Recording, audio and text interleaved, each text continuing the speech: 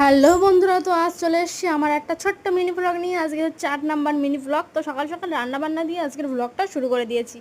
আজকে করব একদম সিম্পলভাবে পটল আলু আর ডিমের তরকারি।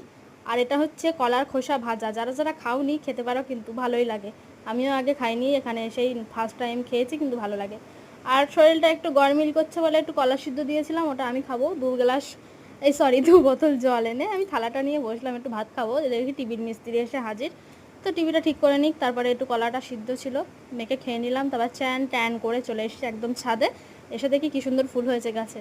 তো আজকে আমি সব ফুলগুলো তুলে নিলাম, গোলাপটাও নিয়ে নিয়েছি, এটা আমার কার্তিককেই দেবো। তো চলো ফুলগুলো নিয়ে পুজোটা দিয়ে নেই। আর এখন আমি চেষ্টা করি প্রতিদিনই শিবলিঙ্গগুলোকে চান করানো, বা তোমার ওদিকে লোকনাথ আছে আমার, তাকেও চান করাই আমি। গরমকাল, আমাদের গরম লাগে, তারও লাগে। তো পুজো টুজো দিয়ে আমি এদিকে প্রসাদ নিয়ে নিচ্ছিলাম।